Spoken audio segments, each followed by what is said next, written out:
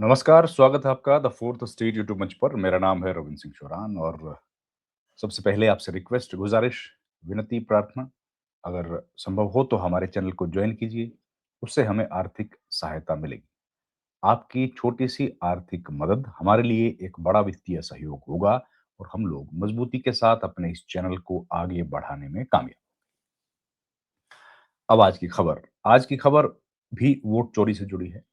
Vote चोरी जो आरोप लगाए गए थे राहुल गांधी की तरफ से, उसमें एक बड़ा अपडेट आया है। उसमें एक चार्जशीट फाइल की गई है। बीजेपी के नेता का नाम उस चार्जशीट में है, पूर्व विधायक का नाम है और उसके बाद सियासी राजनीति गलियारों में अब चर्चा हो गई है कि एक गिरफ्तारी तो इस मामले में हो चुकी है, दूसरी गिरफ्तारी क्या अब बीजेपी के किसी बड़े नेता की होने जा रही है। 22,000 पन्नों की एक चार्जशीट फाइल की गई है। कर्नाटक एसआईटी ने फाइल की है, स्पेशल इन्वेस्टिगेटिव टीम ने फाइल की है और उसके फाइल करने के बाद अब मामला और गर्मा गया है। उधर दूसरी तरफ आप जानते हैं 14 दिसंबर को राहुल गांधी एक बड़ी वोट चोर गद्दी छोड़ रैली को संबोधित करने वाले हैं दिल्ली के रामलीला मैदान में। तो इस बीच ये जो खबर आई है ये बहुत चौंकाने वाली है और इस खबर की पूरी जानकारी मैं आपको देता हूँ। एसआईटी आनंद आनंद एक विधानसभा सीट जो आप जानते हैं कलबुर्गी में है, कर्नाटक में। उस सीट को लेकर के राहुल गांधी ने बड़े आरोप लगाए थे। राहुल गांधी ने बताया था कि कैसे वोट काटे जाते हैं, कैसे वोट जोड़े जाते हैं, कई तरह की बातें उन्होंने कही। तो उस पर एक एसआईटी की जांच हुई थी। इसी साल वो प्रेस कॉन्फ्रेंस थी और वोट चोरी करने का आरोप लगाया गया था। कर्नाटक सीआईडी की जो स्पेशल इन्वेस्टिगेटिव टीम है, उसने आनंद विधानसभा क्षेत्र की वोटर लिस्ट में जो मतदाता थे जिनके नाम काटने का सवाल खड़ा हुआ था, उसकी कलबुर्गी में जो जिला अदालत है, उसके एसीएमएम कोर्ट में 22,000 पन्नों की चार्जशीट दाखिल कर दी। 22,000 पन्नों की चार्जशीट। चार्जशीट है, अब क्या है? अब क्या? अब एसआईटी ने जो अपनी चार्जशीट दाखिल की, उसमें भाजपा के जो पूर्व विधायक हैं, सुभाष गुट्टेदार, उनको मुख्य आरोपी बनाया गया है। बीजेपी के नेता हैं, बड़े नेता हैं और भाजपा के पूर्व विधायक हैं सुभाष गुट्टेदार, उनको मुख्य आरोपी बनाया है। उनके बेटे हर्षनंद गुट्टेदार और 5 अन्य लोगों को भी आरोपी बनाया गया है। तो कुल हो गए 7 लोग। सुभाष गुट्टेदार, उनका बेटा और 5 अन्य लोग। जांच एजेंसी ने जो दावा किया है वो ये है कि 2023 के विधानसभा चुनाव से पहले इन लोगों ने बड़े ही सुनियोजित तरीके से आनंद विधानसभा क्षेत्र के 5,994 मतदाताओं का नाम वोटर लिस्ट से हटाने की साजिश रची। एसआईटी ने और क्या बोला है कि पात्र मतदाताओं का नाम वोटर लिस्ट से कटवाने के लिए बड़े-बड़े कॉल सेंटर्स का नेटवर्क बनाया गया था, उनका उपयोग किया गया था। फर्जी आवेदन भरे गए।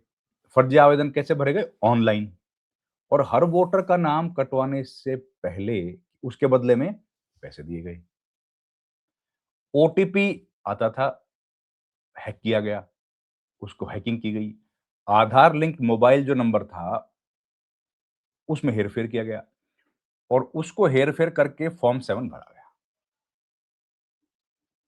देखिए आप, यह मामला सबसे पहले कांग्रेस के विधायक बी आर पाटिल ने उठाया था। उन्होंने कहा कि यह गड़बड़ हुई है। बाद में राहुल गांधी ने भी संसद में भी उठाया, प्रेस कॉन्फ्रेंस भी की, कर्नाटक में जनसभाएं की और इसे भाजपा और चुनाव आयोग की मिलीभगत से वोट चोरी का एक मामला बताया। तो याद है प्रेस कॉन्फ्रेंस की थी। ये एक बड़ी अपडेट है जो आनंद विधानसभा की चार्जशीट थी उस मामले को लेकर। खैर, अभी इसमें और बताते हैं आगे क्या हुआ। अब एसआईटी की जो खबर है वो उसमें और क्या इंफॉर्मेशन आई है वो देखिए। चार्जशीट में 200 से ज्यादा गवाहों के बयान हुए हैं। डिजिटल एविडेंसेस को कलेक्ट किया गया है। जैसे क्या? जैसे कॉल रिकॉर्ड्स, जैसे बैंक के जो ट्रांजैक्शंस हैं वो, ओटीपी के लॉग्स, फॉर्म 7 की कॉपीज, ये सारी चीजें कलेक्ट की गई हैं और इनको शामिल किया गया है।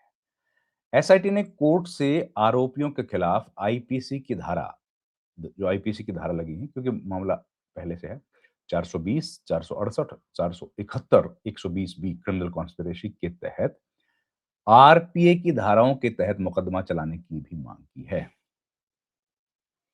आरपीए की धाराओं के तहत भी चलाने की मांग की है। बीजेपी के जो पूर्व विधायक सुभाष गुट्टेदार ने इस चार्जशीट को राजनीतिक बदले की कार्रवाई बताया है।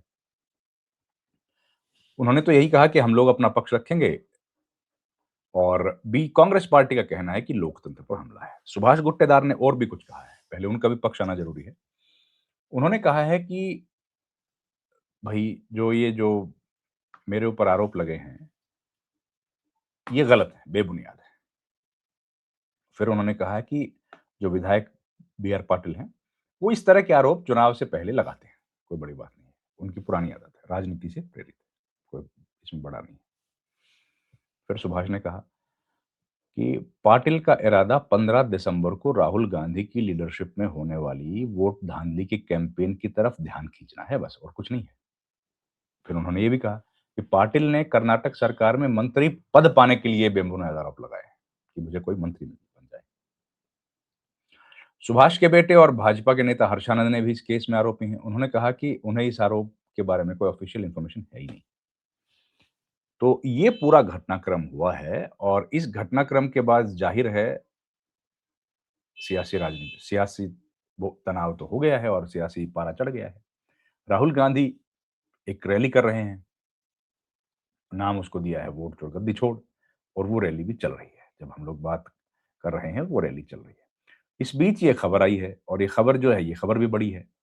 तो अब इसके बाद क्या कार्रवाई की जाएगी, कैसे ये मामला आगे बढ़ेगा, ये देखने वाली बात है। आपको याद है कि कुछ रोज़ पहले इस मामले में गिरफ्तारी भी की गई थी और उसके बाद अब ये खबर आई है।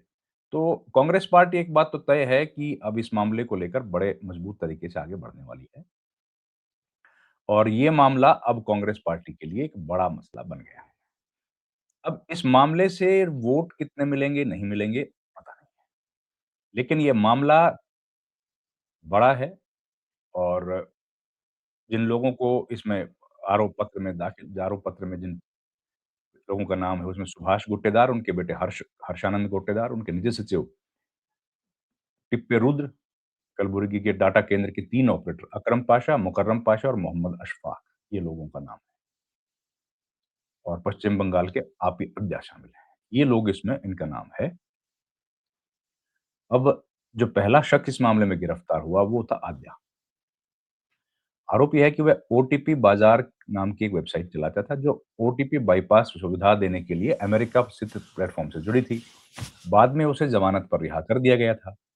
मामले को लेकर विधायक के बेटे हर्षानंद ने शनिवार को विरोध किया। बेंगलुरु में बात करते हुए डीके शिव कुमार ने कहा कि बेंगलुरु की फ्रीडम पार्क से वोट चोरी के खिलाफ अभियान शुरू किया गया है।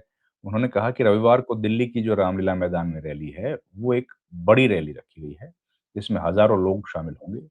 उप मुख्यमंत्री ने कहा कि राज्य भर से कांग्रेस के नेता और 100 से ज्यादा विधायक इसमें हिस्सा लेंगे। तो ये बहुत बड़ी एक खबर है जो सूचना आपके तक पहुंचाई। अब वोट चोर गद्दी छोड़ की रैली होने वाली है। बीजेपी इस बात को बिल्कुल दरकिनार कर रही है कि ये बकवास है, झूठ है। ये आरोप केवल अपनी हार को छिपाने के लिए हैं। वहीं कांग्रेस पार्टी इसको मजबूती के साथ आगे लेके जा रही है। तो अब इसका राजनीतिक मुकाम क्या है? कांग्रेस पार्टी वोट चोर के नारे को मजबूती से उठा रही है, तो वहीं बीजेपी इसको खाली एक हवाई मुद्दा साबित करने की कोशिश किए जा रही है। अब देखते हैं इसमें कौन जीतेगा, कौन हारेगा। लेकिन ये बात तो तय है कि कांग्रेस के मन में कोई दुविधा इस मसले को लेकर के नहीं है और वो लोग मजबूती से इस मामले को लेके आगे बढ़ रहे हैं। ये मामला बिहार में हमने देखा मजबूती से उठा था।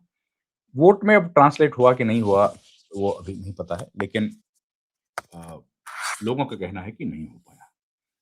तो लेकिन कांग्रेस पार्टी का कहना है कि क्योंकि बड़े पैमाने पर वोट चोरी बिहार में हुई है, इसलिए वो दिखाई नहीं दिया और ये एक बड़ा मुद्दा है जो जनता के बीच में पहुँचा हुआ मुद्दा है।